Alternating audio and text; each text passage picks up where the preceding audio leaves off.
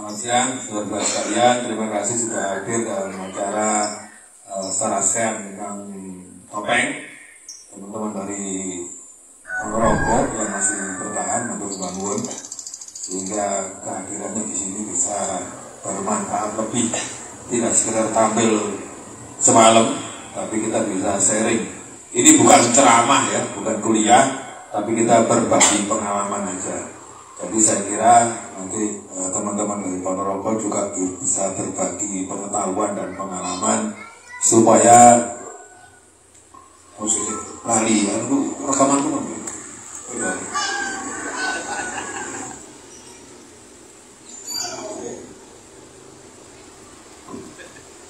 supaya diskusi kita ini bisa hidup, karena dua orang pembicara yang hadir dalam diskusi siang ini juga menjadi pemantik.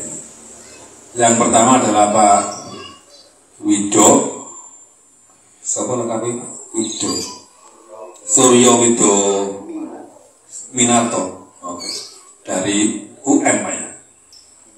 Iya, mantan ya, beliau dosen. Yang kedua Pak Joko Prakoso, ya, beliau juga dosen, tapi di sini kita sedang tidak memberi kuliah. Jadi siang ini beliau majak jadi suniman.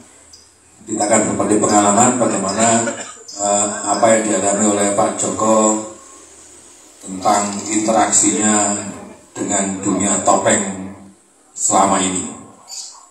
Mungkin kemarin teman-teman Ponorogo belum tahu bahwa Pak Wito kemarin juga tampil gitu ya. Tapi saya kira kita lebih melengkapi apa yang disampaikan kemarin. Untuk yang pertama kali saya persilakan Pak Wito dulu. Pak Joko dulu. Oke. Iya Pak Joko, monggo dipersilakan, waktunya dikira-kira sendiri Pak. Assalamualaikum warahmatullahi wabarakatuh. Saya Mas Soleh, Mas Bangul, Mas Suryo, Mas Indi, Mas Wim, ini teman-teman seperjuangan. Saya bahagia sekali hari ini Anggur Kasih. Saya ingat sekali pertama kali saya kesini itu waktu itu temu karya topeng Pak ya. Tahun 94. Jadi waktu itu saya masih ingat banget, itu saya hamil anak saya pertama, saya kesini punya topeng. Saya hanya ingin berbagi pengalaman saya tentang topeng. Jadi saya lebih banyak menonton. Jadi saya masih menonton waktu itu tahun 70-an, 71, 72 itu saya masih hitam. Kelas 1 madrasah. Antara itu saya masih di sebuah desa namanya Boto Ijo. Cukup kecil namanya Boto Ijo. Desanya Purbaya, kecamatan Bali, Sukoharjo. Jadi waktu itu rame-ramenya pemilu pertama nih masalah itu. Itu saya melihat reog. Reog itu dulu dimainkan oleh banyak orang-orang Wonogiri, orang-orang Sukoharjo sebelah selatan, kemudian sebagian Karanganyar yang kemudian disebut dengan reog Sang Bernyawan itu. Tapi nggak ada yang melihat dekat. Kenapa? Reognya PNI.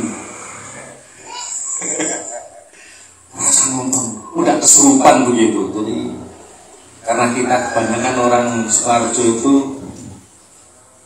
Islam Muhammadiyah, jadi mampu wangi-wangi menyan lebih ojo cecak sedang kesurupan.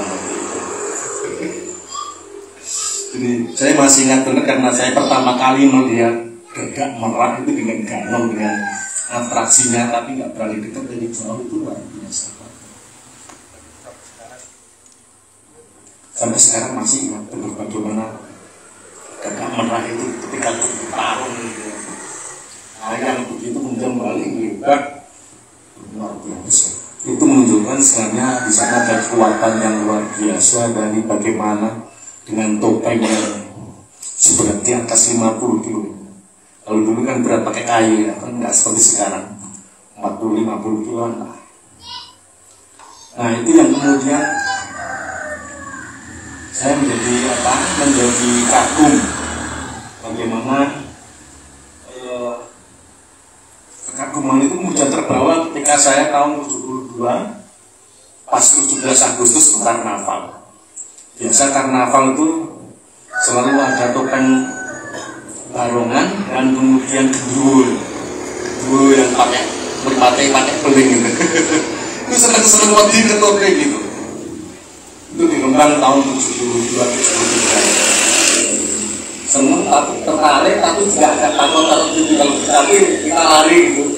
Kemudian diuber, kemudian saya nyemplung kali ya itu. Saya di gendruwo itu nyemplung gitu. Karena takut saya nggak bisa berenang, ditolongin padahal saya bisa berenang. Menarik, jadi kenapa topeng itu kemudian menjadi sesuatu yang menakutkan, tapi juga sesuatu yang menarik begitu. Walaupun agak ada cahaya magis, serem-serem begitu, tapi kemudian ada sesuatu yang dia menarik dari sisi batin, bukan sekedar seneng, tapi ada sesuatu yang menarik supaya kita menjadi lekat gitu. Itu yang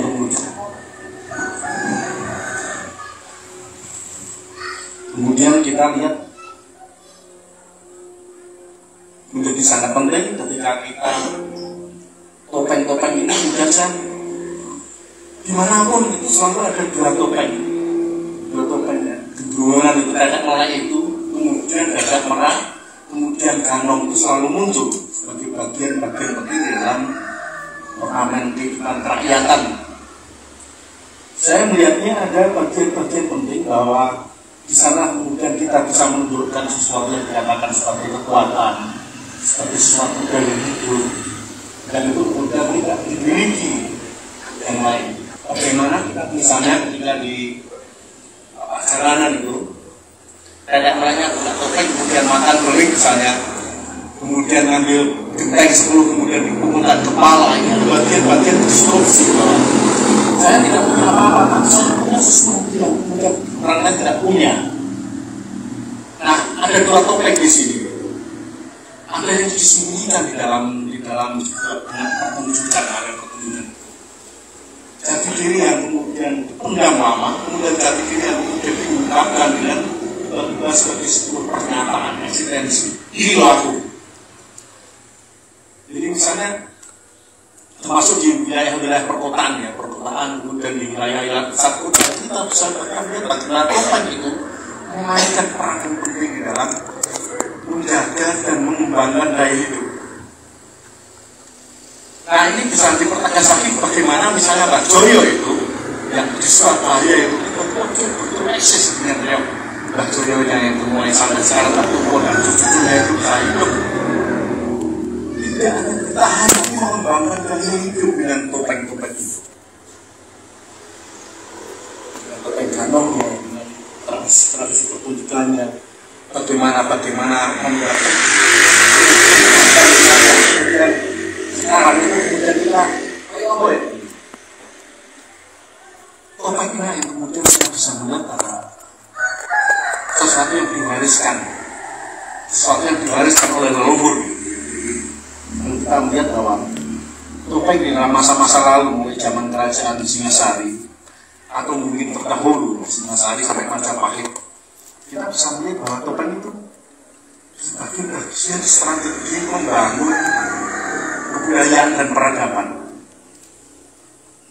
Bagaimana Ken Arok itu ketika menjadi Belanda Padang Karahutan itu dengan atapelan, artinya memupuk atapel. Jadi dia menggunakan daun-daunan getah kemudian ditapeli, sehingga wajahnya tidak lagi kelihatan atapelan. Ini yang prinsip-prinsip yang kemudian sekarang kalau dalam orang biasa total gitu ya, gareng bentuk bangun sebenarnya atapelan. Tidak lagi menggunakan wajahnya, tapi menghadirkan wajah yang lain dengan menumpuk di tapel, ditumpuk di tapel ini bagian-bagian untuk menghilangkan wajah aslinya. Ada apa dengan ketapelan? Sudah barang itu ada sesuatu yang disembunyikan, ada sesuatu yang disamarkan. Baik baik dari sisi kehidupan batin maupun dari sisi kehidupan lahiriah. Ini yang kemudian kalau kita lihat asli batin orang Jawa kemudian selalu dikatakan sama, disamakan. Maka kata sama itu kemudian menjadi sangat penting dalam kebudayaan Jawa kita, dalam dunia batin orang Jawa pada umumnya. Sesuatu yang sama, sesuatu yang disamarkan, baik dengan bentuk-bentuk tadi. Bagaimana dipakai arah ketika berbicara pada Karautan itu dengan atapelan itu, sehingga wajahnya tidak nampak lagi seorang pangeran, seorang insan jiwa. Ini jadi sangat penting saat gimana penyamaran alam seorang raja itu dimulai dari perjuangan yang paling keras. Orang Arab ya, dirambut, untuk berada, untuk menjadi sebuah kerajaan besar. Kenapa ada seperti itu? Ada sesuatu yang kemudian dalam dunia politik menindasnya apa? Rakyat terbatas, teraniaya, maka kemudian muncul dunia topeng yang sebenarnya menjadi katarsis penyamaran tentang bagaimana membangun peradaban baru pada saat itu. Nah, maka kemudian di dalam ceritanya orang Jawa itu, seorang calon raja itu pasti selalu kaitannya dengan cukup alasan. Kenapa harus itu diundang gitu? Kemudian jadi Belanda Lokojoyo dan sebagainya. Ada semacam hal yang kemudian disamarkan dalam topeng-topeng itu, menghilangkan jati dirinya, tampil sebagai sesuatu yang buruk rupa. Kita rakyat kita tampil bagaimana Pancasila bangun menjadi seorang petani yang wajahnya jelek, suaranya jelek gitu ya. Bagaimana dia membangun peradaban agraris dengan petani. Nah, ini artinya apa? Banyak hal yang kemudian kita bisa lihat dalam strategi kebudayaan masa lalu. Topeng menjadi sangat penting. Karena tidak mungkin seorang kasa Brahmana itu kemudian turun jadi kasa Sudra tanpa penyamaran. Maka banyak hal dari cerita pagi juga selalu ada mata pelan.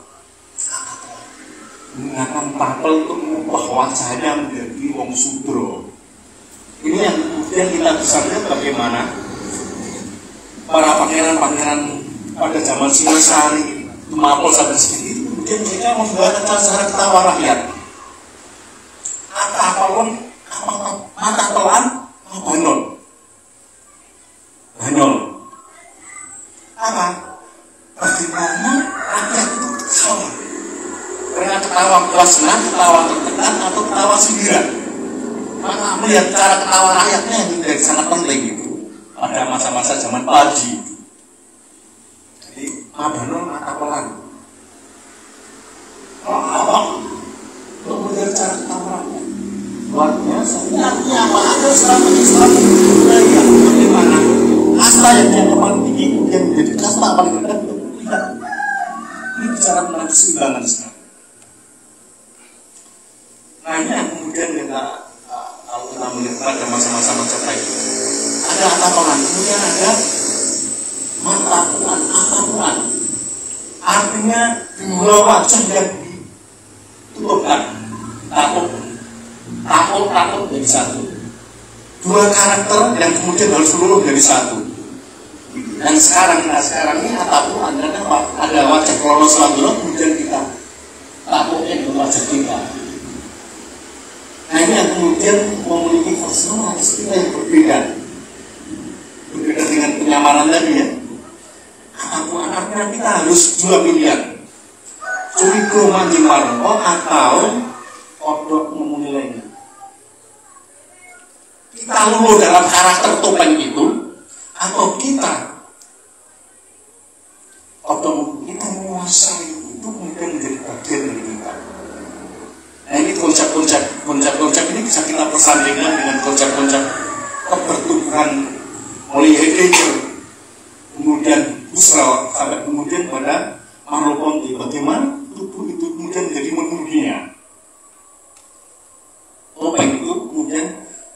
dunia kecil tapi kemudian mendunia. Artinya apa? Dengan wajah tertutup itu kemudian kita harus menguasai. Misalnya Wikon, Mengku, Mengkoni. Nah ini ada kaitannya dengan ketika topeng malang. Mengku, tubuh yang mampu, yang kecil tapi kemudian mampu merangkul dunia yang besar. Yang kecil itu kemudian mampu mendunia, membuat dunia baru di dalam kesetimbangan dunia yang kemudian menjadi penting sekarang ini. Nah, dua prinsip ini yang kemudian kalau kita persandingkan dengan konsep-konsep barat tentang tubuh itu menjadi sangat penting. Bagaimana orang-orang Jawa itu, orang-orang Jawa, orang mustika tubuh Jawa itu dengan topeng itu, dengan mata yang kecil itu kemudian dia mampu membangun rumahnya yang besar, badannya menjadi pusat perhatian. Maka dengan kebiasaanmu itu kemudian seorang penari topeng ini dia harus ada yang namanya di dalam tubuh itu, menunggu itu harus ada intensitas, kemudian ada yang disebut dengan intensionalitas, bayangan intensionalitas. Jadi kalau kita intensionalitas, kalau kita melihat rokok gudang garam kita sudah tahu harganya, cita rasanya, dan bagaimana cara menikmatinya. Ini namanya intensionalitas. Nah, intensionalitas lain kemudian sebenarnya bagian topeng yang harus selalu dipupuk oleh seorang penari topeng. Seorang penari topeng itu harus punya intensitas, punya yang kemudian dengan intensionalitas. Ini yang kemudian dalam konsep-konsep tari Jawa pada umumnya, wirogo, rogo kang liwe. Jadi tubuh yang punya intensitas, punya intensionalitas. Tidak hanya bangun jagat cilingnya ini. Apa istilahnya? Orang jadi terpikat dengan dunia kecil ini. Tapi bagaimana dunia yang kecil ini, yang memikat ini mampu buat dunia yang besar. Kalau di dalam buku-buku lama, Widodo Aguso mulai dari Krido Panutio sampai Martis Wedo. Jadi bagaimana? Santron ibu kita. Nah, bentuknya gerakan tubuh, ikan mengkoni ini, wilayah-wilayah raga ini kemudian kita sangat bersyukur pada leluhur kita, Mbah Baedi. Ada istilah yang namanya Ponorogo dan kemudian ada istilahnya Jatirogo.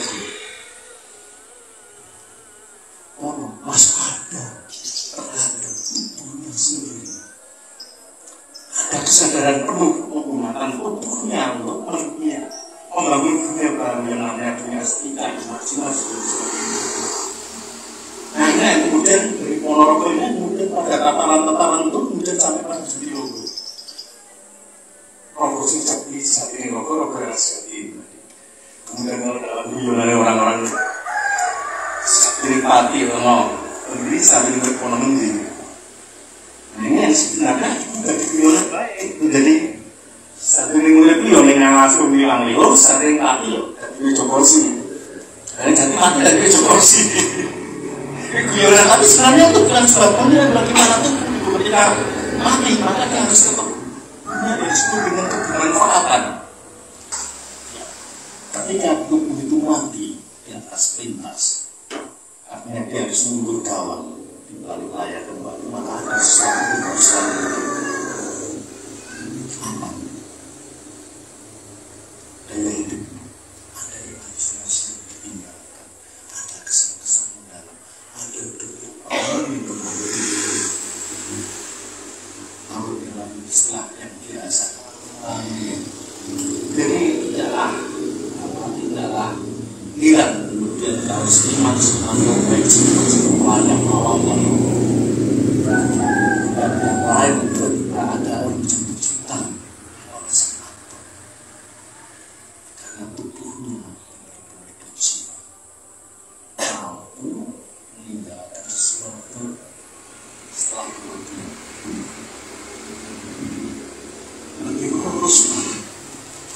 bagaimana nggak sanksi Gunung Sari terbaik pada saat itu kemudian sekarang menjadi mitos.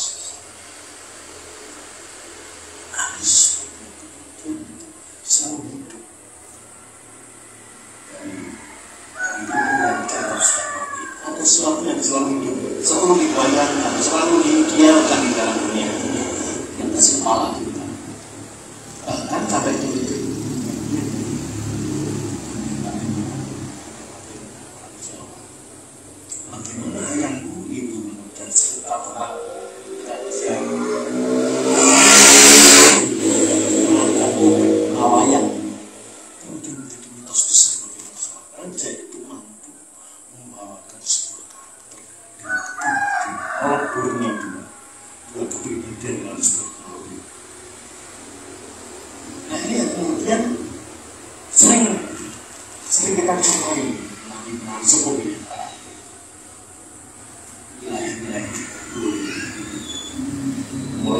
pokok dan sampai kepada yang kemudian yang seperti virus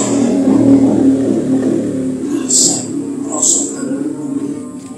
nah rasa itu ini yang kemudian sebenarnya menjadi literatur begitu bahwa setiap tubuh punya literatur tentang rasa terdiskredit. Kemudian orang Jawa itu mengatakan yang disebut dengan kepedihan hati, prihatin. Dunia batin yang paling dalam. Rasa yang selalu dimiliki dan kemudian melekat sama. Kemudian lapisan-lapisan rasa Jawa itu ada rasa senang, ada rasa tentrem, ada rasa langgeng. Tapi dia rasa kemudian selalu berseteru dalam tubuh kita.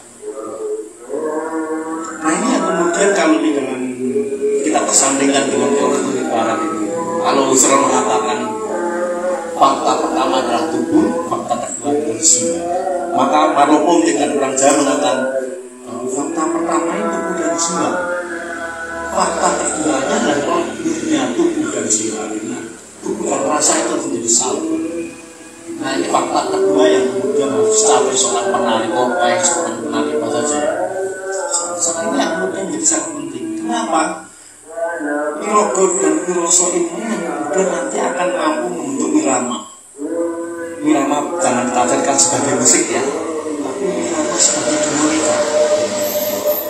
Bagaimana dia menunjukkan tubuhnya, menunjukkan rasanya itu sebagai dinamika. Ini yang kemudian menjadikan menjadi selalu kreatif, selalu ada penyaran untuk istiqamah baru. Akan ada sesuatu yang kemudian disebut dengan kreativitas yang kemudian dari kemapanan rasa, kemapanan irama, kalau orang Malang konsep mengguru itu di situ, konsep mapak itu di situ.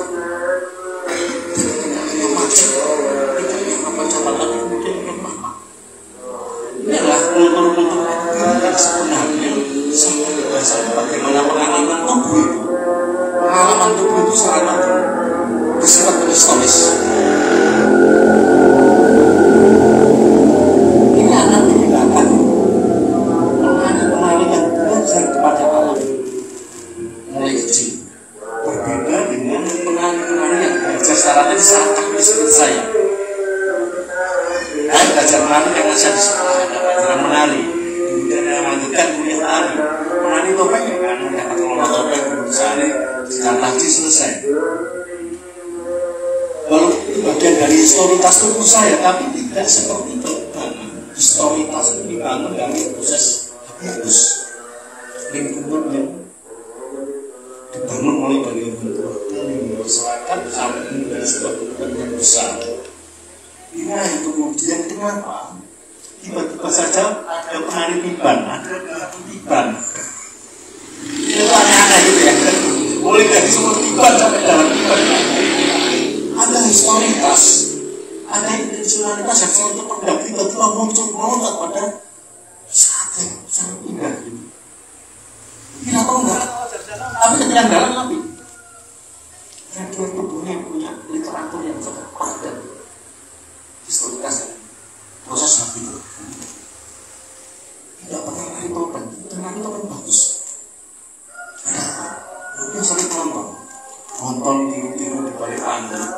Kalau di dalam tradisi orang ludruk itu namanya nyepet, belajar dengan melihat kemudian menirukan tanpa ada orang melihat terus itu. Proses seperti itu yang kemudian membangun historitas tubuh, historitas perasaannya. Nah ini yang kemudian kenapa sistem kesenian itu perlunya nyantrik. Jadi kalau saya belajar cara teknis di sekolah pendidikan guru, Sinomo Cokot ya seperti itu, Sinomo Judet ya seperti itu. Katakan berbeda dari seorang warga penari itu, dia sudah kecil merasakan sejak kecil. Ada sesuatu yang diletakkan di bawah sadar, memori memori bawah sadar dan tiba-tiba akan muncul ketika tubuh itu siap, emosi itu siap, itu manusia. Nah, ada yang disebut kemudian kematangan itu saat proses situasi yang kemudian kalau zaman itu kemudian ada istilah yoga ini sih menarik, tentunya ya bisa joget kayak begitu ya. Inilah yang kemudian bicara tentang peradaban kejaman di situ. Ya ada historitas, ada generasi. Halo. Ini yang sebenarnya kenapa pentingnya sadar-sadar itu yang komunitas-komunitas itu kita lihat yang namanya pengganong yang baik itu kan terus dari kenapa tidak lahir dari kalangan-kalangan yang belajar tadi seperti saya kanon yang berbeda. Nah sebenarnya kenapa kita kemudian bicara dengan bagaimana kebudayaan itu tidak bisa lepas dari alam, karena alam ini dari paling kecil sampai paling yang paling besar itu adalah membangun tubuh. Tubuh itu sudah dibangun dengan kepekaan jalan ini yang kemudian pentingnya pendidikan akademik itu perlu proses kualitasnya ya sehingga apa kebudayaan itu terwariskan secara migrasi dan kemudian berinspirasi dan di bawah memori bawah sadar kita itu sudah ada dan itu akan muncul kapan saja. Nah ini yang kemudian kenapa kemudian tubuh kita punya refleks, kemudian ada spontanitas, kemudian nanti disebutkan misalnya ini spontanitas kadang-kadang orang ngawur aja nggak bisa gitu. Ngawur ini sebenarnya ngawur ini karena ini ada yang perlu sadar, kalau ini nggak ada yang nggak bisa ambil spontan tiba-tiba dengan vokabuler nggak pernah dilihat tapi kemudian bisa ada historitas yang kemudian muncul dari bawah sadar. Nah pentingnya bagaimana sebenarnya tubuh selalu mengembara di dalam lingkungan kebudayaan yang disini. Nah, kalau kita melihat topeng ya, topeng mulai dari topeng yang ada keraton dan pola-pola seperti yang aku hubungi itu, kemudian topeng terakhir, ada sesuatu yang sangat berbeda.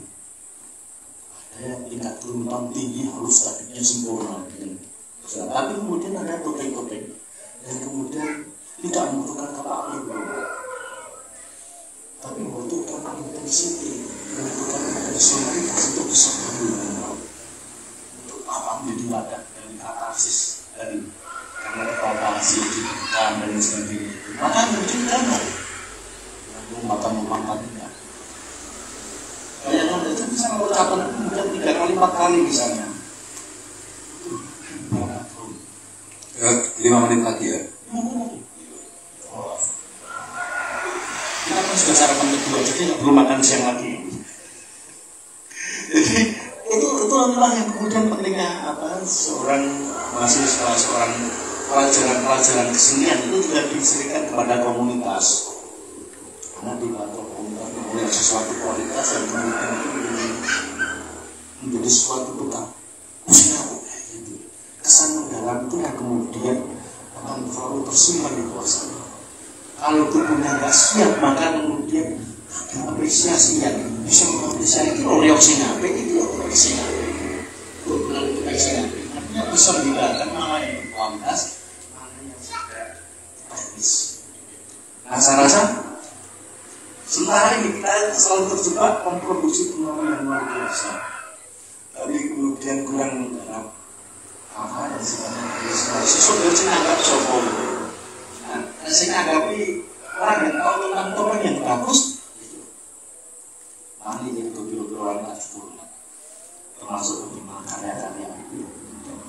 Karena tidak punya pengalaman sempurna. Seperti yang paling ada sesuatu selalu dibawa pulang dan direnungkan sepanjang hidup. Dibawa pulang dan direnungkan sepanjang hidup. Coba kita lihat seperti itu.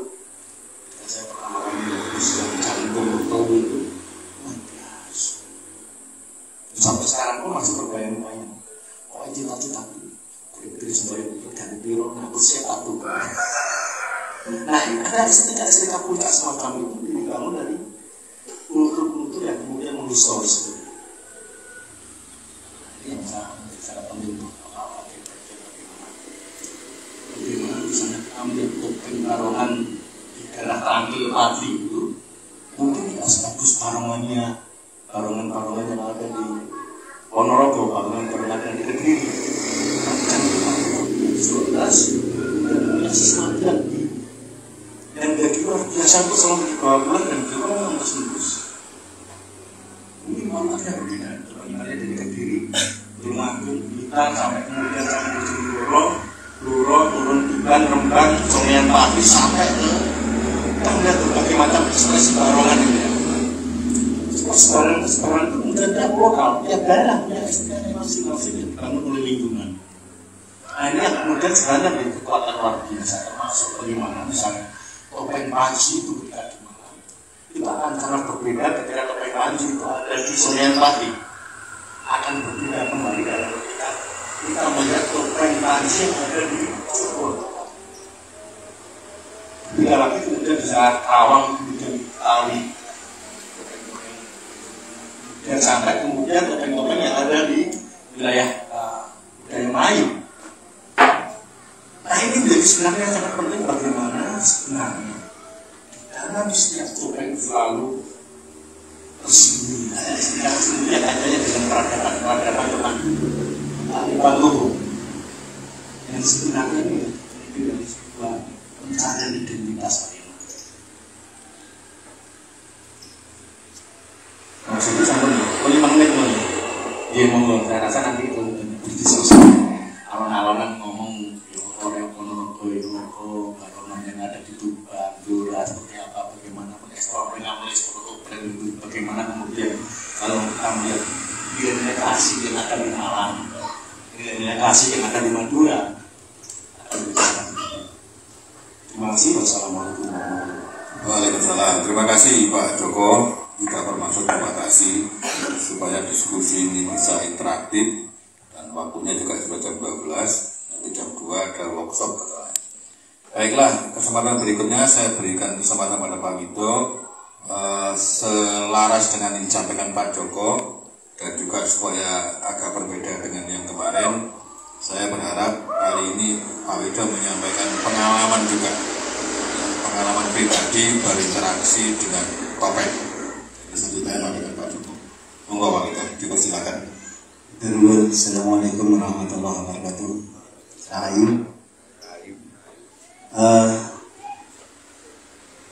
Pak Joko sudah menyampaikan begitu mendalam tentang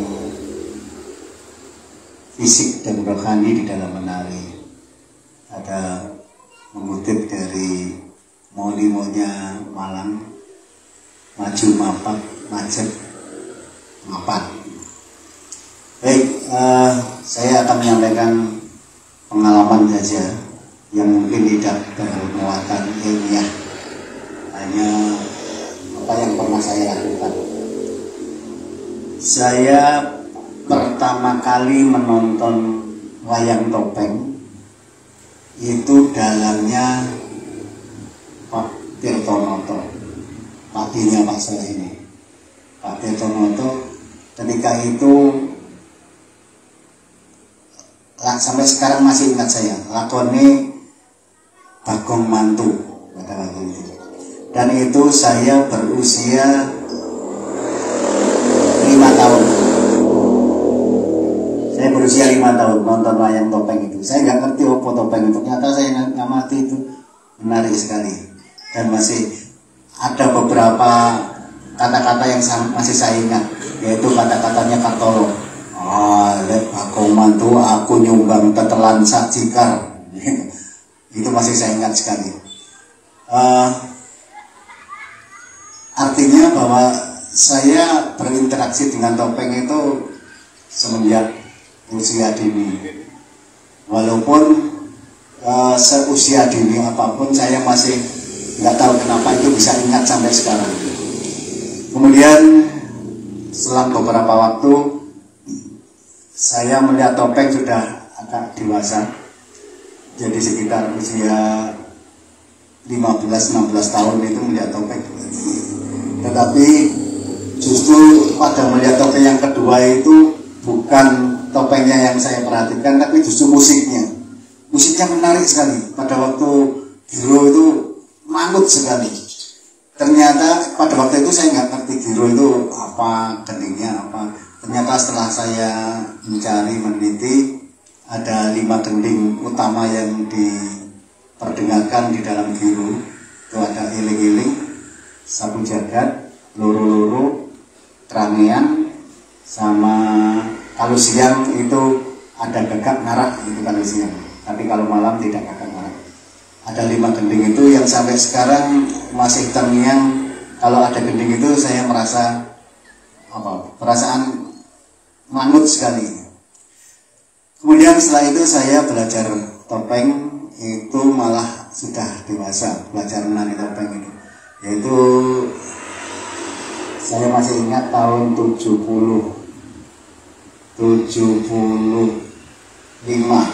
Jumat sore ya. Ini dengan diajak Pak Soleh ini pencarian, karena pada waktu 71 itu mulai topeng dicari, 72 sampai 75 itu baru muncul. Kemudian ada Pak almarhum Pak Munardi itu membuat tari topeng Wirasakti ya, topeng Klono Gunung Sari. Nah itu yang pertama saya belajar topeng dengan tarian itu.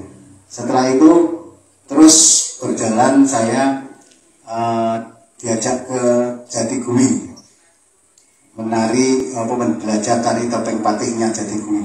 Itu yang paling berkesan buat saya. Topeng patih Jatigui itu menurut saya pada waktu paling bagus gerakan topeng. Bapang masih belum terkenal sama sekali, jadi belum ada banyak yang menari bapang ya. Terus setelah itu dengan modal topeng patih itu saya sampai tes di Asti itu dengan tarian itu, maka langsung mereka mengatakan wah ini tari topeng bener. Karena di Jogja, di Solo itu ada topeng, walaupun ada tari topeng tapi gerakannya masih tidak terlalu jauh dengan gerakan tari klasik gitu. Tapi kalau ini benar-benar betul-betul tari yang tidak sama dengan tarian yang pernah mereka lihat. Berselang berikutnya berproses dengan tarian itu, kemudian Pak Katam itu membuat rekaman tari bapang. Di sana ada tari bapang, ada tari beskalan dan sebagainya. Karena yang pertama bapang itu dikomunikasikan melalui kaset, maka meledaklah tari bapang dan tari beskalan. Ternyata setelah saya perhatikan betul dan saya mencari, bertanya kepada para narasumber, bapang itu elek gitu kata Mbak Karimun. Bapang itu sifatnya lecek, ugal-ugalan, sombong dan sebagainya. Nggak beda dengan Dursosana atau Burisrawa gitu ya, kalau dalam wayangan.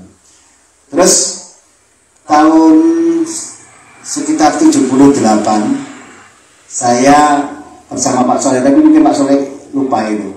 Saya diberi diwejam oleh Mbah Tir itu mengatakan kakabele wae apa topeng lakon iku ana bapange. Bapang itu gak perlu digawe. Lek gak ana lakon bapange gak usah digawe. Sebab bapang itu tokoh sing gak kenal apa dihukum-hukum. Pada waktu itu bapang sudah terkenal. Kemudian Mbah Tir mengatakan seperti itu. Ono lakon tabine bapang ini loh lakon bapang. Kemudian saya diceritani tentang lakon tabine bapang. Nah, pada waktu itu semuanya belum tahu tentang tabine bapang. Kemudian saya membuat cerita tabine bapang itu pada pertemuan topeng di Surabaya. pertemuan topeng di Surabaya, kelompok Dewan Kesenian Malang membuat wayang topeng sendiri dengan lakon Prabini Bapang. Dalangnya Pak Soleh itu. Dalangnya Pak Soleh. Kemudian saya beritahu ini ceritanya, bentuknya seperti ini dan sebagainya. Dan sampai sekarang Pedung Monggo itu melestarikan lakon Prabini Bapang ini. Nah, dan memang pertama kali Prabini Bapang ditampilkan itu pada pertemuan topeng di Surabaya itu. Tahun berapa itu Pak Soleh? 84. Nah, tahun 84. Ya, pada waktu itu ada dari Malang ada dua wayang topeng, yang satu wayang topeng Klakadowo dan yang satu wayang topeng dari Dewan Kesenian. Klakadowo menampilkan cerita Joko Iman Tapiur. Nah, saya paham sekali dengan itu. Dulu mencari dalam kesulitan, akhirnya saya ke Jambi Sari bersama Pak Kambar itu yang jadi dalamnya. Saya datang ke sana bersama Pak Potrojoyo ya, Pak Rakim. Nah, saya ke sana bersama Pak Rakim. Itu cerita itu. Kemudian setelah tahu tampilannya sangat menarik sekali karena suluannya itu hampir kebali-balian itu. Sayang sekali pada waktu itu tidak banyak rekaman, tidak banyak, nggak ada HP, nggak ada. Kalau rekaman juga harus cari yang CD kaset itu bukan CD ya, kaset. Tapi sudah hampir hilang. Kemudian berikutnya tahun 85 bersama dengan Dewan Kesenian juga, dengan Pak Soleh juga, dengan teman-teman Pak Katar dan sebagainya, itu mendokumentasikan beberapa wayang topeng. Antara lainnya ada di Pedung Monggo, ada di Jatigui, dan yang sangat menarik adalah di Kopral Kalipari. Di sana ada tokoh namanya Mbak Wiji, tahun 85 ya. Oh bukan, yang 76 itu yang pertama di Jatigui itu. Ini yang ke Mbak Wiji itu tahun 84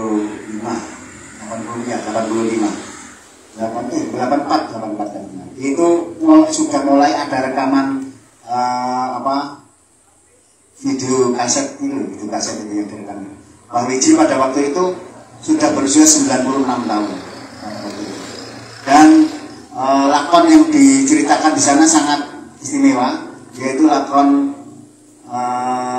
Menak Marmoyo Marmadi. Dan ada gerak khusus Marmoyo Marmadi, sangat menarik sekali.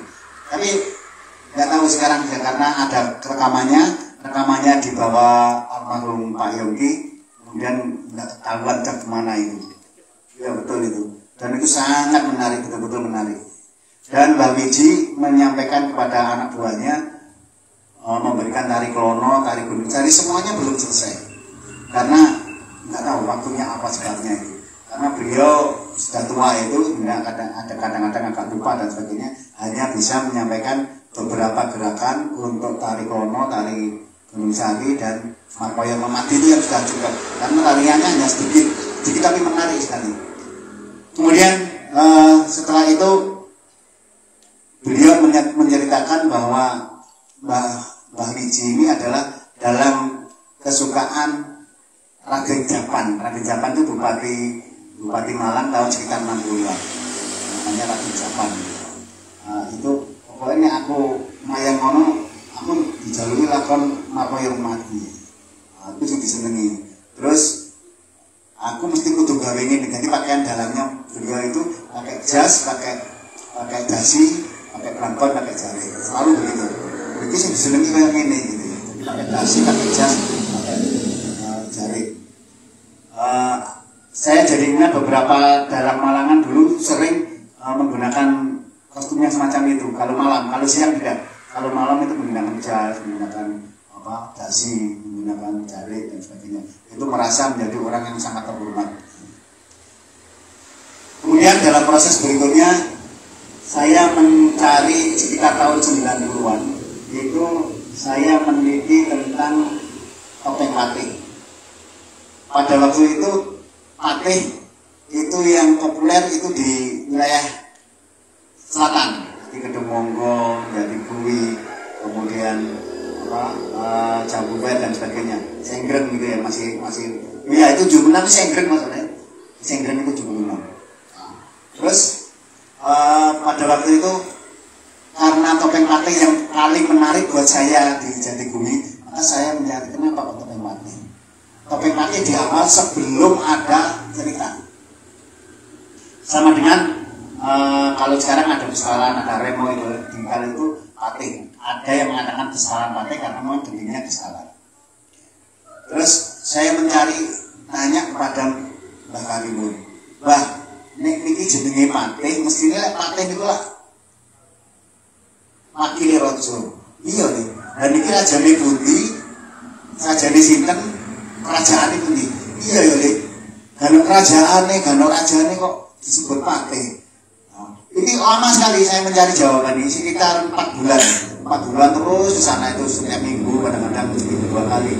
Sampai suatu ketika beliau bercerita, lek bapak biyen niku, nggih lakon niki, nggih mari mayang iku kudu ana diawali karo topeng Patih iki, mbar. Jadi ana putih, ana abang putih. Lha iki sanepane gopo karo biung. Sing gopo warnane putih, sing biung warnane abang. Terus hari ngono kudu iki nek loro ya kena, papat ya kena, pokoke kudu jangkep. Nah, topeng Patih iki gerakane wayang topeng itu kabeh mlebu ning topeng Patih. Soalnya gak kabeh topeng, tidak semua topeng itu mempunyai gerakan yang sama. Misalnya bapak nggak punya junjungan misalnya, kemudian nggak punya labas dan sebagainya. Ya. Menurut Kedung Monggo bahwa Panji itu tidak punya sirikan, tidak punya junjungan, tidak punya labas lombo, yang punya labas biasa dan gelap gitu. Nah, di topeng Patih semuanya ada. Jadi kasarnya topeng Patih itu adalah topeng dasar gerak dari wayang topeng. Setelah saya telusuri, saya tanya, kemudian beliau berkata seperti itu. Akhirnya saya bisa menarik kesimpulan bahwa topeng Patih itu dari kata abang putih. Jadi makanya awalnya itu adalah topeng Bangtih. Bangtih itu abang putih. Kemudian karena kelenturan bahasa yang di Jawa, kemudian muni Bangtih, muni Patih, ya ini jadi Patih. Sebenarnya itu adalah topeng Bangtih. Dan itu satu-satunya penelitian saya, yang temuan yang menurut saya paling spektakuler buat saya, nggak tahu buat orang lain. Nah, itu menjadi satu fondasi sampai sekarang bahwa yang namanya Bangtih atau Patih itu adalah pengawal dari semua pertunjukan. Dan ternyata setelah saya kaji kedalamannya, bahwa topeng Patih ini adalah topeng Sangkan Parani. Dari mana mau kemana dan akhirnya kemana? Akhirnya kemana? Jadi dari Sangkan Parani, nanti dari Sangkan dari awal, dan Paraninya kemana, perginya kemana, akhirnya kenapa jadi, dan jadinya setelah jadi apa? Nah ini saya kaji dengan kedalaman metafisika menurut Mbah Kalimun gitu ya. Itu diceritakan semacam ini, dan kalau cerita tentang Mbah Kalimun itu kalau ngajari bukan hanya ngajari fisiknya tapi ngajari kedalamannya, sehingga saya beberapa kali itu tidak boleh pulang jam 10 malam, nggak boleh pulang, tapi diceritani jam 12 atau jam 1 baru boleh pulang, atau kalau enggak ya tidur sini saja. Nah setelah itu mesti baca makan jenang itu pasti baca makannya. Nah setelah itu dibaca itu dan sebagainya. Kemudian mungkin saya juga nggak tahu, dari seluruh putra-putranya, anak cucunya itu yang paling lengkap diberi ilmu itu saya, mungkin karena saya yang paling rajin di sana. Dan banyak yang termasuk sekarang Pak Suroso, Pak Andoyo itu yang terlalu banyak paham tentang makna isi mata, pahamnya hanya geraknya saja. Berikutnya Mbah Wiji itu pernah bercerita, aku gak seneng nari bapang, aku gak kemin belajar bapang itu elek, apa dipelajari, itu kata Mbah Wiji. Dan memang di kopral, wayang Ketapeng kopral sana tidak ada bapangnya, karena tidak ada sangkut pautnya dengan cerita Menak bapang ya kalau dia disambut-sambutnya ada saja. Nah itu. Kemudian setelah berproses pemahaman tentang kreativitas, tentang modifikasi, tentang pemahaman dan koreografi, maka banyak terjadi satu perkembangan dan reformasi dari berbagai macam lingkungan di tari, di ludruk, di ketoprak, di wayang wong dan sebagainya. Seperti yang disampaikan Mas Joko tadi, ada hubungannya antara Panji dengan Mahabharata, Panji dengan Ramayana, dan memang nampaknya Panji ini sebagai budaya, jadi bukan suatu tokoh sentral, tapi ini sebagai budaya, maka budaya ini akan lentur dengan berbagai macam situasi kondisi yang ada di masyarakat. Jadi seperti Arjuna, Panji sebagai Arjuna, atau Panji sebagai Rama, atau Bapang sebagai Dursasana, Krono sebagai Rahwana, sebagai Dasamuka, atau sebagai Suyodono. Bahkan di Madura, Krono itu adalah Bolodewo. Jadi di Madura yang namanya Bolodewo itu mesti menangan. Jadi nggak bisa kalah gitu ya. Kalau kalah nanti penduduk gajaran. Sampai saya beberapa kali mencari di Madura itu sampai ada topeng getak. Ternyata topeng getak itu adalah Krono Bolodewo. Ya. Jadi topeng getak. Kemudian yang tidak terlalu banyak paham saya tentang topeng belum yang selalu berhubung. Nanti saya belum pada mencari. Setelah itu perkembangan berikutnya bersama teman-teman itu membuat, kalau Pak Joko kemarin itu mengatakan pertama kali melihat temu topeng di sini yang diperkarsai Pak Munardi kan, pada waktu itu saya sudah memodifikasi topeng. Topeng itu saya buat putih semua. Jadi topeng yang jadi itu saya tempeli dengan tisu dan membuat bentuk yang baru, yang tidak seperti pertunjukan topeng. Tempatnya di sini. Pada waktu itu Pak Munadi yang tampil itu saya, Pak Rasimul bersama topengnya, kemudian Pak Saleh tampil nggak itu? Ada itu. Oh dalang Pak Rahman itu. Ya, ada tiga, ingat saya ada tiga tampilan. Oh sama SMKI ya, sama SMKI ya, sama SMKI ya. Nah, itu sudah pada itu tahun 97 ya. Itu 97. Nah, itu sudah ada modifikasi topeng pada waktu itu. Dan setelah berikutnya perkembangan lagi ada topeng yang bercerita topeng, geraknya topeng, segalanya topeng, tapi tidak menggunakan topeng. Jadi ini wayang wong boleh aja topeng, tapi semuanya persis wayang topeng, cuma tidak menggunakan topeng. Kemudian ada lagi menggunakan topeng, tapi topengnya tidak dipakai, topengnya sebagai aksesoris di atas itu. Ya. Pada waktu itu ada cerita Sekar Taji Barang Andong itu di Taman Mini, saya bersama Pak Robi, Bu Putri, sekarang tidak ada.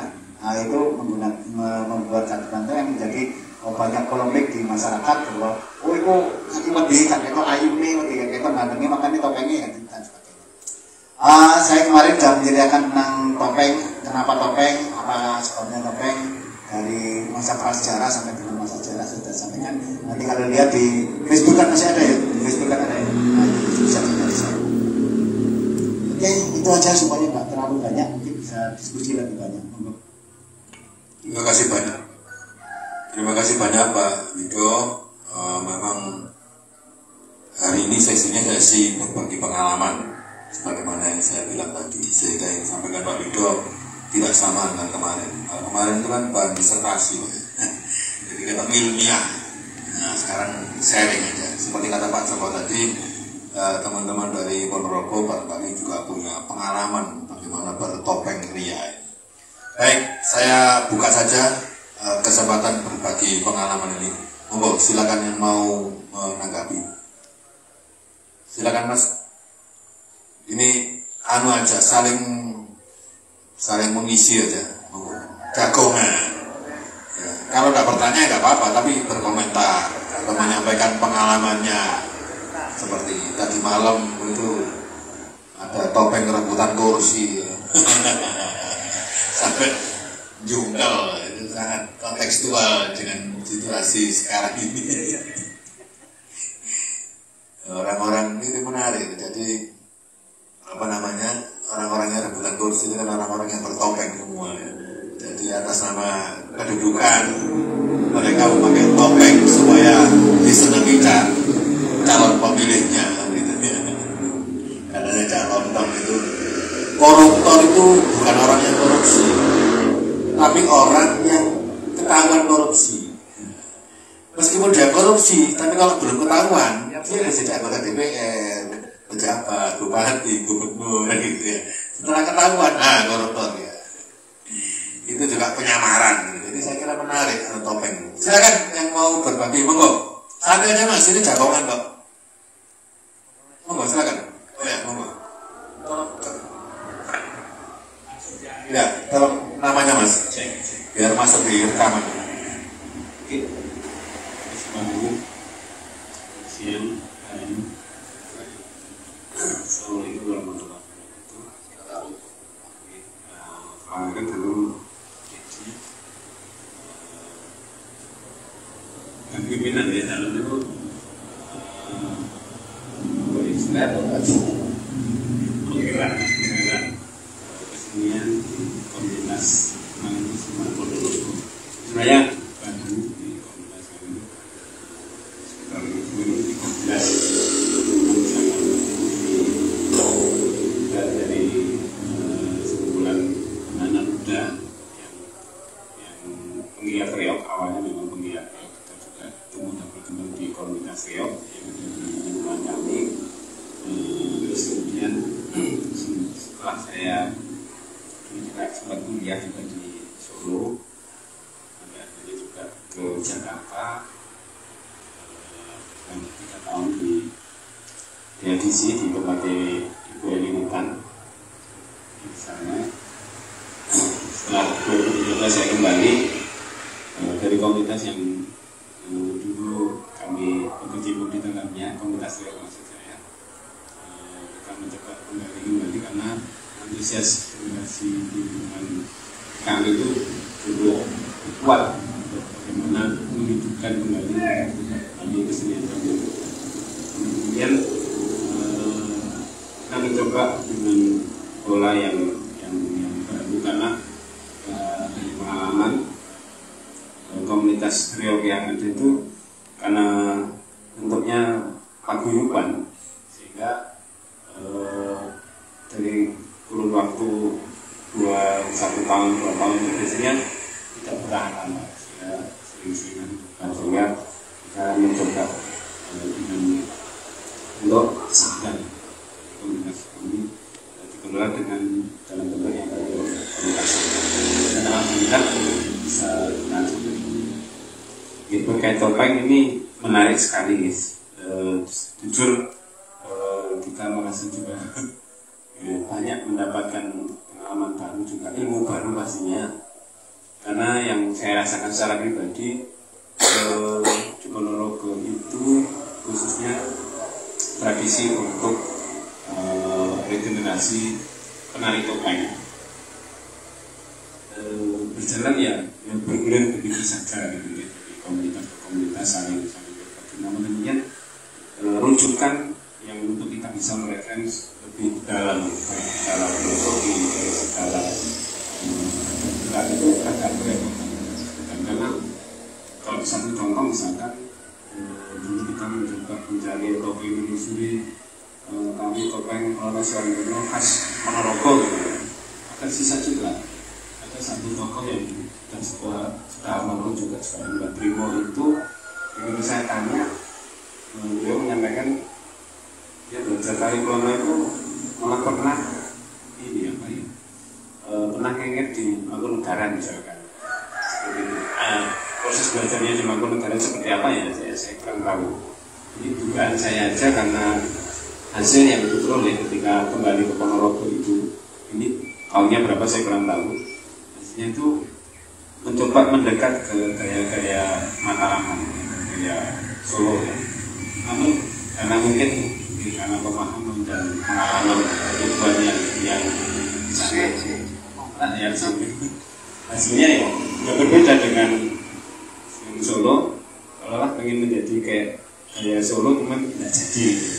Karena secara manggungan mereka yakin apakah ya seperti ini monolog itu seperti ini. Nah, contoh ini bisa masih bisa dilihat kalau nggak salah di festival di YouTube ya, 98 ya, 98 lah, itu masih ada. Selebihnya ada paling ada kalian itu hanya sebagai pengarap itu arah-arahan gitu, tapi tari lepasnya itu ini sehingga proses kalau yang disampaikan Mas Joko tadi nyantrik itu agak repot, jadi susah menemukan. Sehingga teman-teman yang muda ini yang juga tari topeng itu ya hanya sejauh ini hanya bisa merefleks sepengetahuan kita masing-masing berdasarkan saling lihat di komunitas lain. Mungkin yang saya dari pengalaman akademik juga yang lain, sehingga belajar yang sampai diberi pengalaman secara yang filosofinya secara Islamnya. Nah, untuk topeng Klono Bujang Ganong itu seperti itu, sehingga tahun 92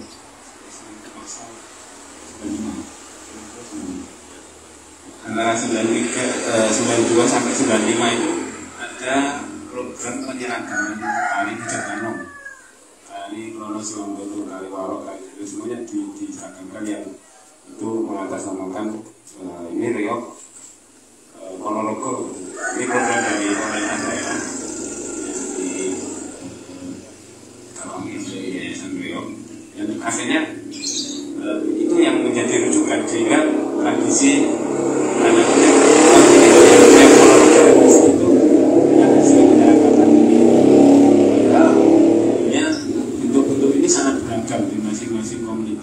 desa maupun kecamatan itu bentuknya beragam. Tapi setelah 92 seingat saya, dan itu dipublish itu 95, itu dianggap sebagai produk tari dengan bentuk bakunya yang kronologis seperti itu. Ada yang sedikit berbeda itu untuk regenerasi pembareng.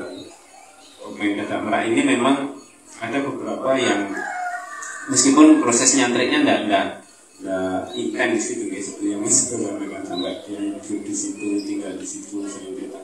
Tapi karena kita hidup di satu lingkungan, proses nggak tahu mungkin itu bisa disebut nyantrik atau enggak, itu berjalan pada satu komunitas.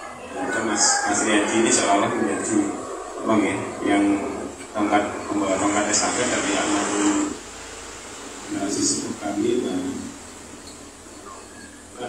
Warno yang dulu juga pembarong, yang ada nanti mungkin Mas Yati bisa cerita sendiri bagaimana filosofi Dadak Merak itu menghidupkan duanya apa dan segala macam. Terus karakter harimau itu tidak hanya satu bentuk saja, tapi kalau gimbong itu seperti apa, kalau tutul itu geraknya seperti apa, karakternya seperti apa, ada satu lagi ulang, nah itu seperti apa, itu macam-macam.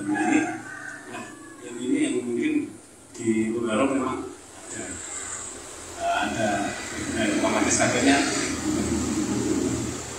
meskipun faktanya sekarang yang generasi ini Pembarong ini memang untuk melangkah atau untuk masuk ke yang seperti yang Mas Joko sampaikan tadi, nyata itu agak susah juga. Satu hal karena tokoh-tokohnya sudah nggak ada. Sekarang ya juga semua masih muda-muda gini, dia agak repotan. Nah itulah yang kurang lebih yang terjadi di Ponorogo. Kemudian regenerasi. Nah yang terjadi di Ponorogo sekarang itu marak karena materi semuanya nih kali Dadak Merak atau pembangunan tadi itu menjadi ekstrakurikuler di setiap sekolah. Anak sekali itu banyak di setiap sekolah seolah kalau nggak punya istilahnya nggak punya generasi mandiri itu kayak minder gitu. Karena di setiap tahun ada eventnya untuk reok anak, reok festival reok anak, festival reok remaja, sampai festival reok nasional, sehingga itu sangat mendukung untuk keberlanjutan dari kesenian reok. Hanya memang yang agak saya kan yaitu referensi tentang pemahaman karakter, pemahaman ini yang terputus, sehingga sampai detik ini tentang untuk tari krono gitu ya. Tari krono itu, tari krono Ponorogo itu seperti apa itu kayak ngambil sendiri apa bu. Nah, setelah maraknya festival nasional dan gaya Solo ya terutama yang sangat mendominasi dan saya itu menjadi kiblat seluruh penari-penari kita hari ini. Jadi kalau Ponorogo sekarang tuh nggak tahu yang mana. Kayak Surakarta yang bekas yang itu yang paling hal. Ya untuk mencari ini benar kesulitan jadi dia. Terus kemudian yang terakhir terkait yang tadi malam, jujur kita juga apa ya istilahnya dari awal dari sampaikan Sanda baru juga apa ya kita ini bikin embrio lah, kita coba dari sinau topeng, sinau topeng. Untung nanti di sana banyak tokoh-tokoh, ini kesempatan bagus untuk kita mencari masukan karena jujur aja yang saya ceritakan banyak lebar di awal, kita kehilangan akal gitu. Terus lagi yang semalam yang kita lakukan itu memang sudah bentuk-bentuk yang sangat kontekstual, yang sangat mengini, karena yang kita pahami yang memang yang hari ini seperti itu dengan proses pertumbuhan di berbagai minyak kita, terus yang sangat terbatas, tambah lagi proses kelanjutan regenerasi terkait tanaman filosofi dan tanaman terbatik itu juga itulah yang terus kemudian apa namanya bentuk yang di Ponorogo itu sudah mungkin akhir 80-an jadi sudah tidak ada ditambahkan lagi ya hanya di foto. Kalau ada itu beberapa hanya sebatas sebagai pendamping kata betis gitu. Tapi karyanya seperti apa juga tidak kelacak. Tokohnya juga sudah tidak tahu. Nanti ini beberapa foto yang ada sehingga kita agak kesulitan untuk referensi tonggal topeng atau tembung kalau di Ponorogo istilahnya itu. Narinya seperti apa agak kesulitan juga. Kita akhirnya mencoba mencari ke referensi literatur. Nah kebetulan literatur juga masih jadi bukan dan Ponorogo seperti apa juga ketemu juga. Apa ya ini guys. Terus kita sesuai kita yang pahami kita mencoba ramu kita susun.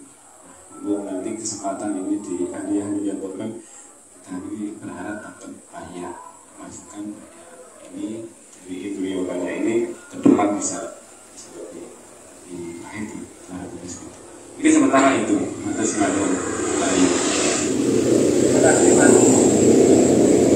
terima kasih Mas Dedi atas sharingnya. Mumpung ada ini teman-teman Ponorogo bisa berbagi pengalaman tentang reok ya kan. Ada korek itu kan topeng ya, tadi sampaikan Mas Yadi barangkali bisa cerita ada pengalaman apa mungkin kalau pernah pengalaman sendiri lebih bagus daripada enggak. Oh pernah Pembarong. Oh ya menarik Mas. Jadi kan itu topeng yang beda, tidak sekedar wajah tapi sakono gede gitu. Silakan disampaikan pengalamannya seperti apa, monggo. Terima kasih atas waktunya. Assalamualaikum warahmatullahi wabarakatuh. Terima kasih atas undangannya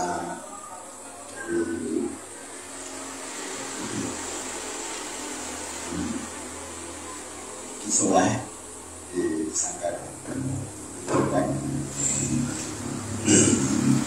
Teman-teman dari Ponorogo ini juga bukan masa kita rombongan lawatan ke Malang ini, semoga mendapatkan apa yang harus kita pelajari, kita kembangkan nanti di Ponorogo terkait topeng dulu itu generasi kita. Ini teman-teman itu cuma lihat di kalau di foto-foto Facebook itu di pagelaran Senayan itu ada topeng yang kita awali, kita bahas tentang kesenian. Memang dari ada komentar Kang Kusuma ini meneruskan tokat estafet dari dulu leluhur kita yang dulunya wadahnya itu paguyuban sendiri Ponorogo. Kita generasi muda untuk berani berkembang, berani untuk mengembangkan kesenian itu sebenarnya kita ubah dari paguyuban menjadi paduan tari visual. Ya, intinya untuk mengembangkan kesenian tradisi yang ada di lingkungan.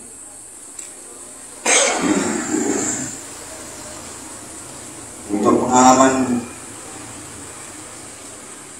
apa itu barong, itu kan propertinya topengnya topeng barongan, istilahnya caplokan sama dadak merah itu ada kaitannya. Kalau Mbak dulu apa itu satu nyawa untuk menghidupkan dua nyawa. Kita sebagai manusia menghidupkan harimau dan burung merak itu gimana?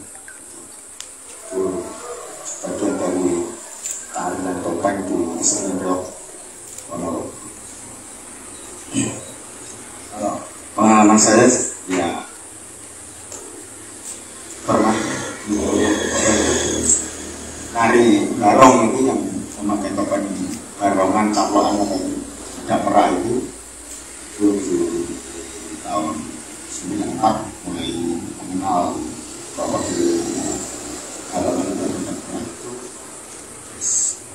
belajar sampai mulai tahun 1996 tempat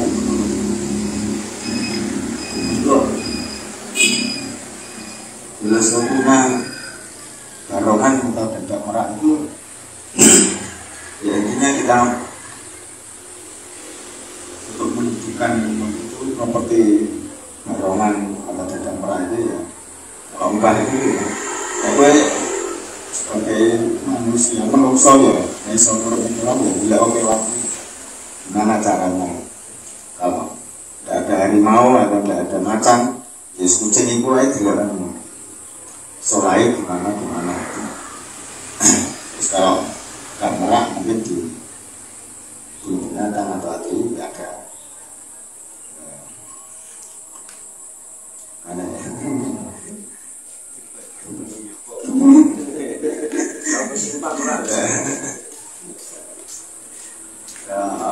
Ponorogo ya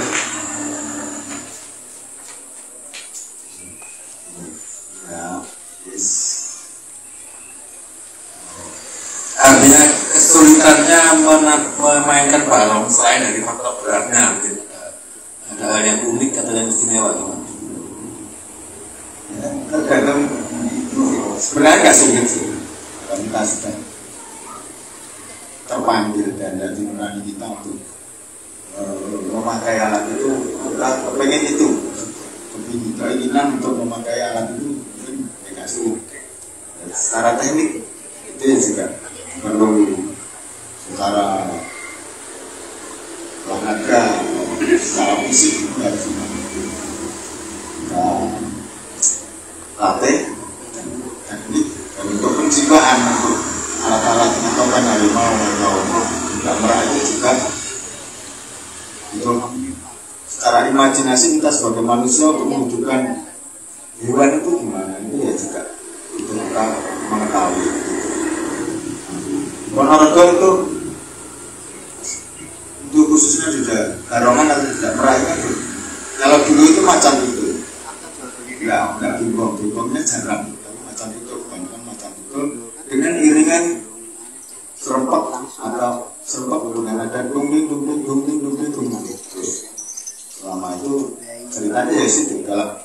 Kalau macan itu serempet terus ada sampah itu kan agak pelang, temponya agak pelang. Itu ada perkembangan. Tutul itu ada yang mulut gimbong, pakai gamelan dengan musik sampah lebih pelan. Tapi di Ponorogo sangat beragam. Dalam serempet itu ada serempet tempo tinggi, ada serempet tempo rendah. Itu juga mempengaruhi dari karakternya topeng. Gimana penglihatan topeng, penataan ornamen mata, wajah garang atau wajah melasan, gimana itu harus secara teknologi harus berbeda. Untuk pelaku pembarong itu harus mengetahui dulu karakter topengnya gimana. Karakter topengnya itu pakai macan tutul. Kalau dulu itu ya pakai serempet terus, serempet. Ada ukuran bumi. Kalau gimbong itu pakai sampah pelan. Itu kan gimbong itu pelan, tapi ya juga ada galai kesininya juga ada. Itu juga di kaki jadi dua, ada pelan juga dan ada tinggi. Waktu atraksi itu pasti ada sampahnya ada tinggi.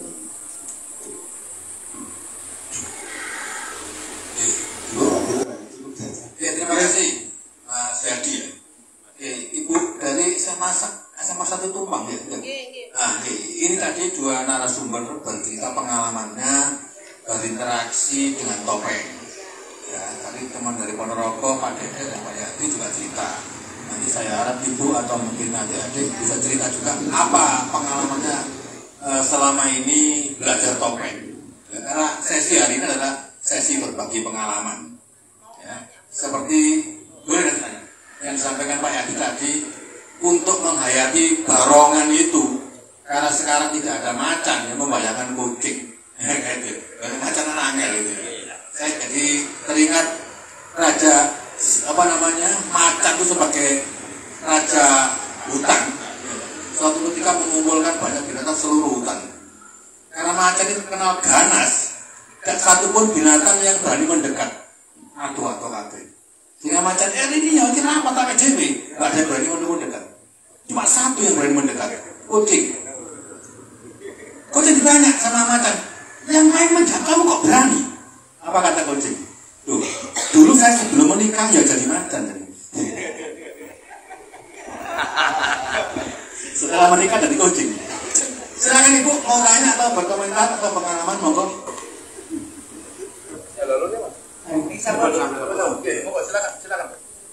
Assalamualaikum warahmatullahi wabarakatuh. Kenalkan, nama saya Ibu Endang dari SMA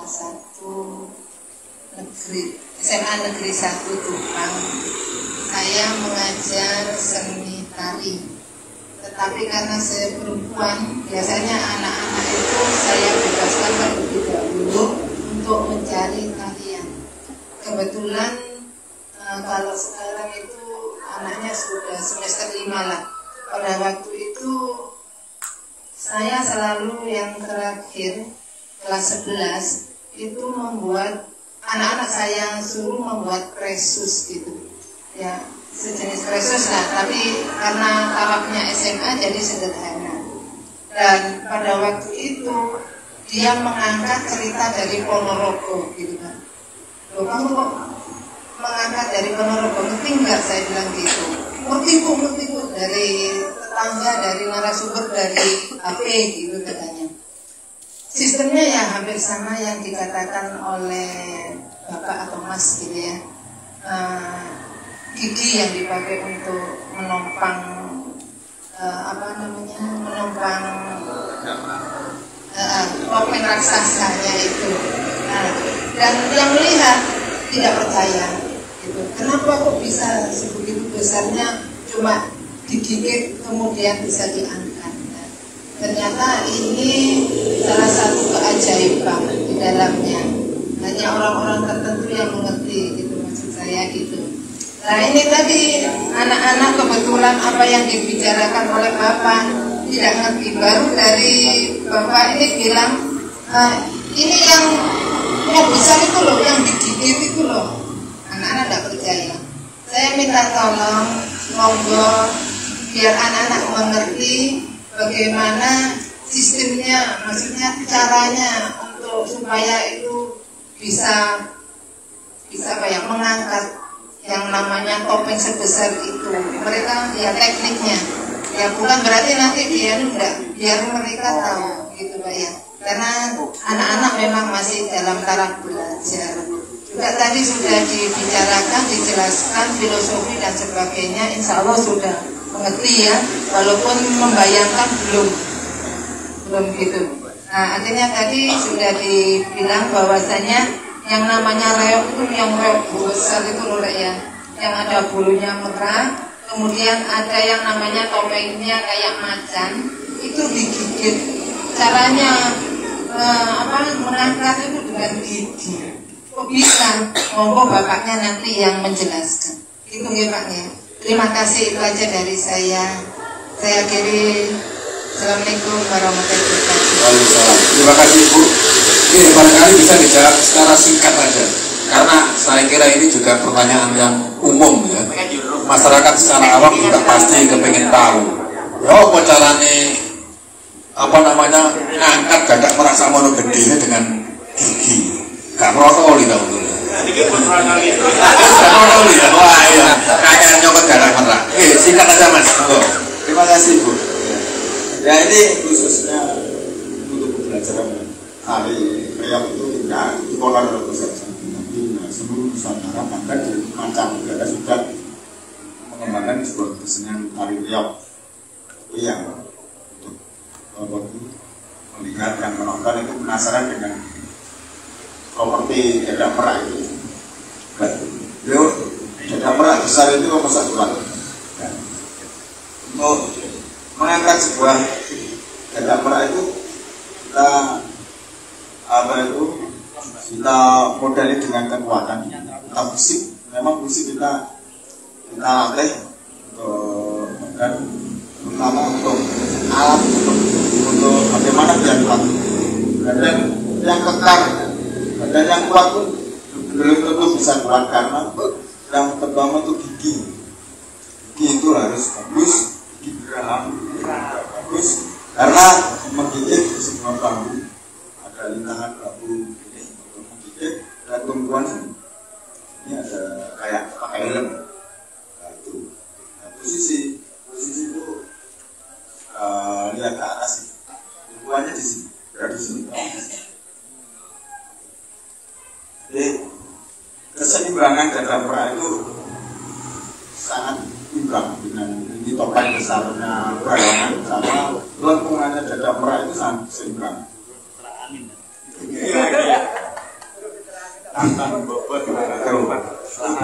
Ya, minimal ada yang 45, ada yang 50.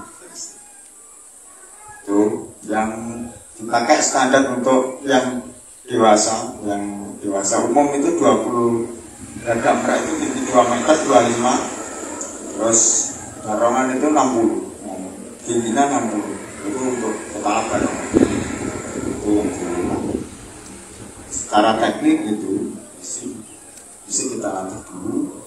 Terus gigi harus kuat, punya gigi yang kuat untuk menggigit rintangan bambu tersebut dan tumbuhan di kepala seperti memakai helm. Ya, mungkin di Malang ini juga sudah banyak, bagi pada reok ini sudah banyak. Ya, senior-senior saya, guru-guru saya juga mengembangkan kesenian reok yang ada di Pujon, di Dampit, ini juga dari guru-guru kami mengembangkan kesenian reok. Jadi saya penjelasannya.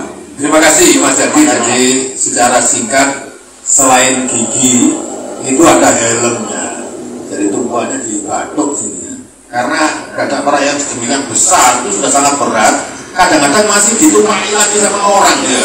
Lombok yang boleh ini kok kuat. Mas Jadi mau ngapain? Ya singkat aja Mas ya. Jadi ada latihan beban gitu juga.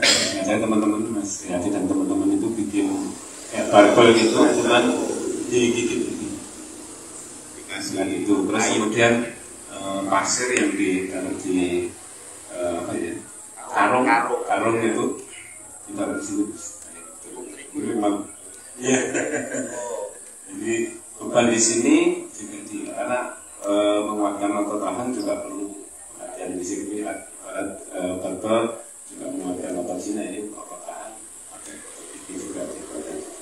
Kemudian juga ada solah ya, seperti yang Mas Yadi contohkan tadi, apa namanya, meniru gerak binatang gitu. Karena ada juga kecil. Tapi ada solah-solah itu yang kayak itu, yang ragam jogetnya itu ada yang khas juga. Ada bentuk-bentuknya apa namanya, macam-macam gitu. Kadang-kadang ada yang mengembangkan dari ragam silat ya, jadi dengan dikemas demikian rupa meniru hewan kucing dan segala macam. Karena apapun ya, kita dalam bentuk manusia yang berdiri untuk mengibadahkan hewan yang berjalan melangkah, penyesuaian dan segala macam. Jadi ada dua itu, juga latihan joget, juga latihan secara fisik dua-duanya. Nah, mungkin dulu ada beberapa yang menggunakan istilahnya susuk gitu ya. Tapi sekarang 9 tahun ke sini sudah semuanya fisik, dilatih secara fisik. Mungkin itu murni teknis Mas ya. Iya. Saya kira waktunya sudah sebentar, ada satu tambah lagi, monggo. Singkat aja Mas. Terima kasih atas waktu dan tempatnya. Perkenalkan, nama saya panggilannya Mas Koko dari Ponorogo. Untuk menjawab kegelisahan dari ibu guru dan adik-adik SMA 1 Tumpang, kebetulan saya di rumah juga membuat barungan dan dadak merah. Itu yang perlu diperhatikan itu keseimbangan. Di dadak merah itu ada sarutan bambu yang tengah itu namanya ander. Itu perlu sekali ketebalan ketepisannya itu harus diukur. Ya, harus terukur dengan ukuran barungannya. Jadi kalau berat barungannya ya, nanti bisa istilahnya jungkil, lugur. Keseimbangan. Jadi berat barungan sama dadak merah itu harus seimbang. Jadi ukurnya di under yang tengah itu. Jadi kalau nanti ketebalan serutan bambunya yang paling atas itu ketebalan, nanti bentuknya kaku, tidak bisa seimbang. Otomatis kan kalau dilihat berat topengnya itu. Nah, nanti kalau ada gaya melengkung fisikanya itu melengkung gitu, itu bisa seimbang. Jadi enggak yang notabene pembarong itu susuan biasanya gitu. Dan yang perlu diperhatikan lagi posisi leher itu tidak boleh. Itu namanya nyelengek kalau di Ponorogo itu ini tidak boleh. Nah, dan bentuk helmnya tadi itu nggak boleh sembarangan buatnya, harus berpang di sini. Dan diimbangi latihan fisik yang disampaikan Mas Yadi dan Pak Riyadi tadi, yang memakai roll itu garian sumur dengan di tali di sini ada beban itu bertahap dari 10 kilo, 2 kilo, 30 kilo gitu. Digigit tadi terus tadi sambil push up gitu. Berarti ada ilmu fisika. Ada ilmu fisikanya. Karena ada penilaian kalau tidak salah kemarin profesor siapa gitu. Saya lupa. Iya. Ini kalau saya mau tanya kepada orang tua itu boleh? Boleh. Jadi kegelisahan di dalam hati saya itu, saya tahun 2011 itu mulai mencoba menari topeng, tepatnya topeng Wonosowandono. Dan sampai sekarang ini belum menemukan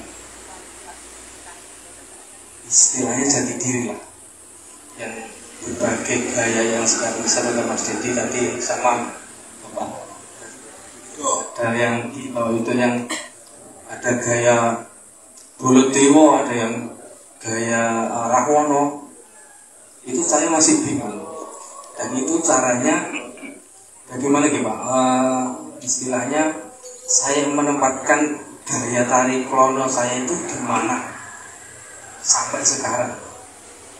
Jadi saya dari tahun 2011 itu menari, dari 2001 menari ya, tapi 2009 untuk batu topeng, dan saya memutuskan 2014 gabung sama Mas Dedi nyantrik. Sampai sekarang itu belum menemukan caranya gaya yang tepat untuk saya sendiri. Gitu. Terima kasih. Terima kasih Mas. Ini karena waktunya mepet, secara formal akan saya tutup dulu. Nanti bisa diskusi secara intensif dengan Pak Yudo. Tapi sebelum itu saya persilakan Pak Joko untuk menyampaikan closing statement terhadap apa ya acara ini. Monggo 1-2 menit, silakan. Atau Pak Yudo langsung.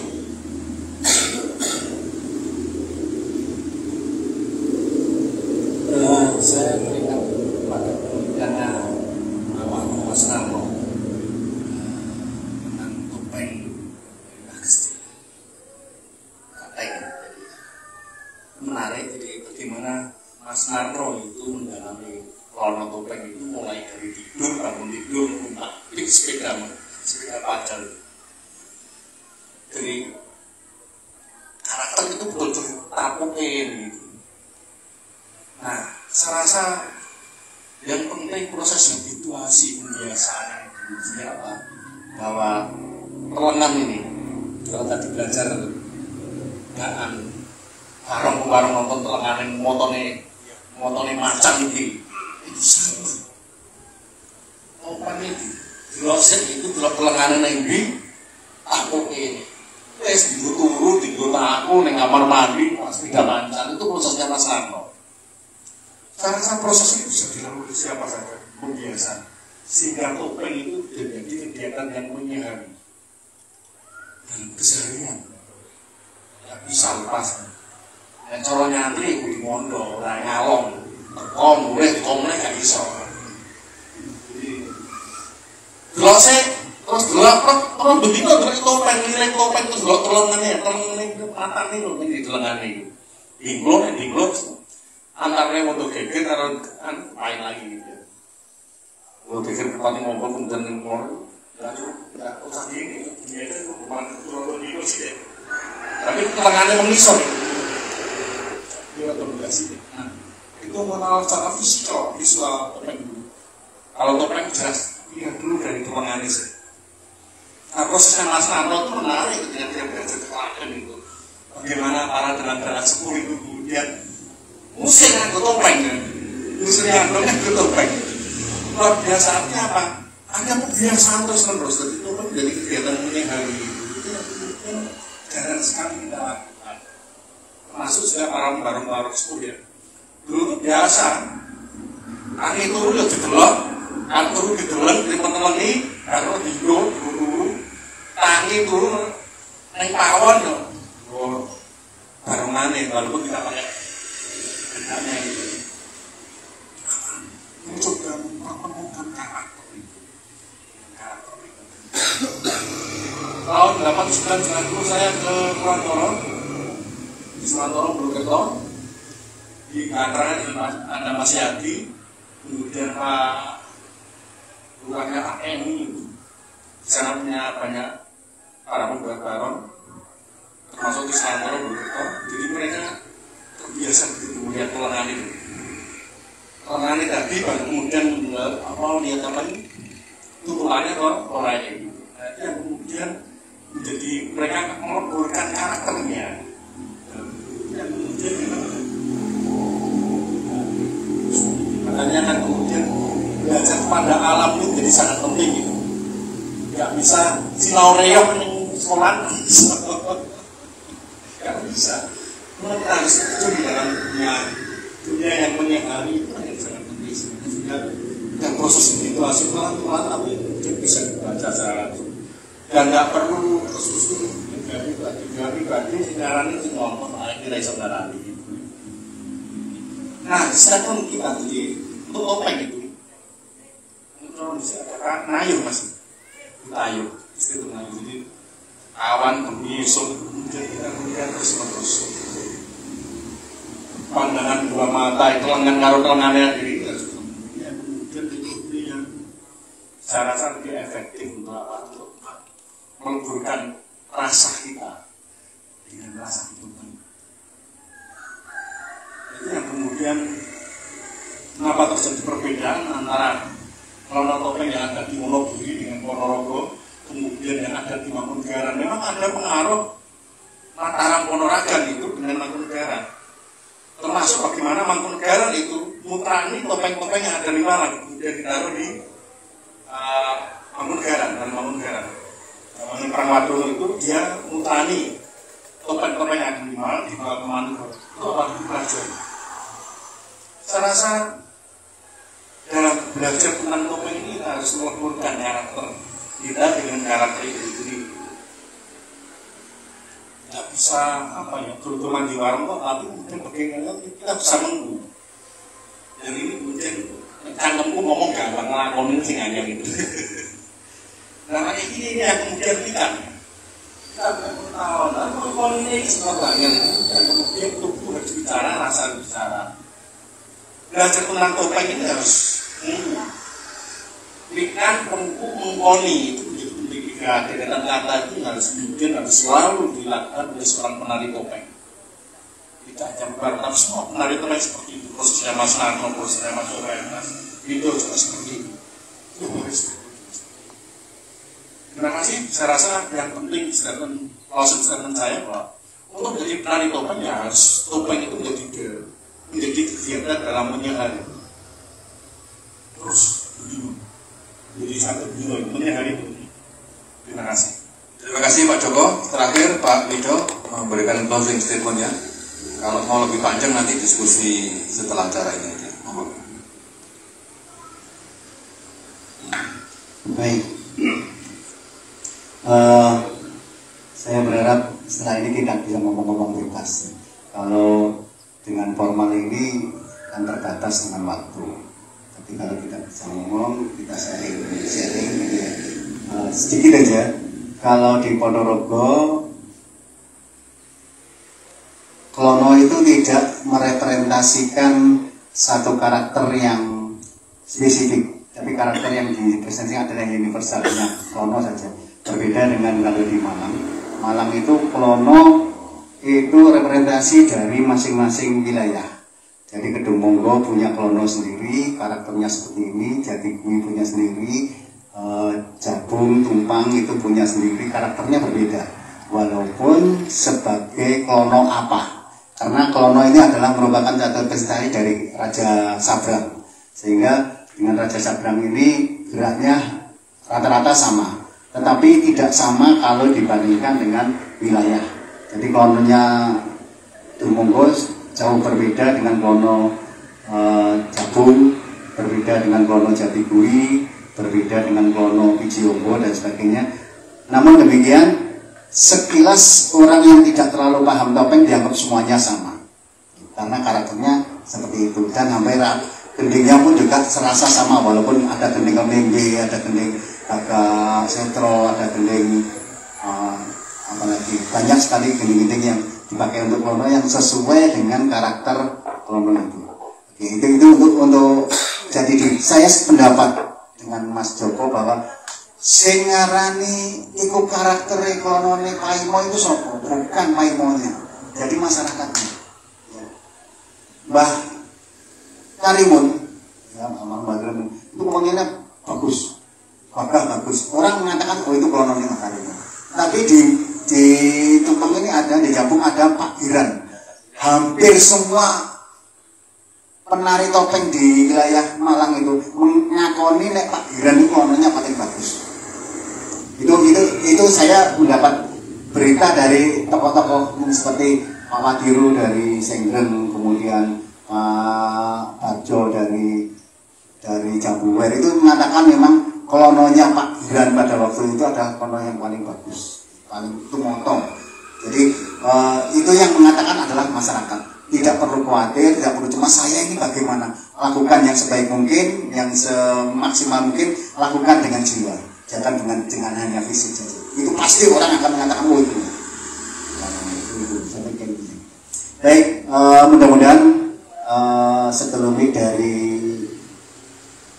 sarasian ini bisa menambah wawasan. Nanti kalau tidak kita bisa diskusi bersama secara bebas, ngomong lebih enak, lebih santai, tanpa dibatasi dengan waktu, dan mungkin lain kali kita bisa bertemu dalam waktu yang lebih nikmat, lebih leluasa, lebih panjang, dan lebih bermakna. Saya kira itu. Maaf kalau apa yang saya sampaikan kurang berkenan di hati Bapak, saudara-saudara.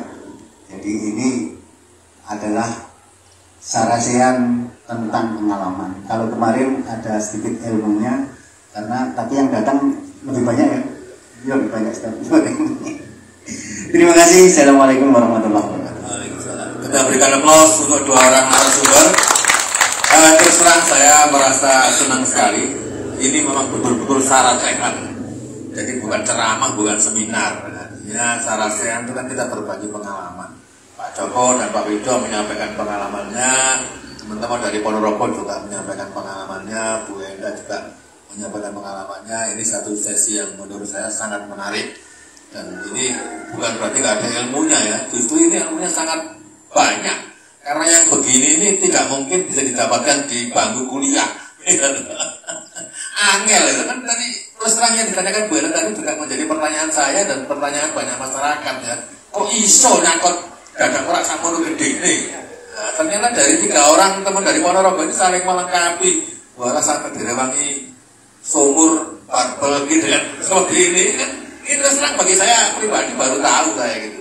Ibu jadi sudah jelas rahasianya apa namanya kenapa mampu dadak perang. Dulu saya pikir gigi saja itu tidak cukup ternyata, itu beban atau macam-macam.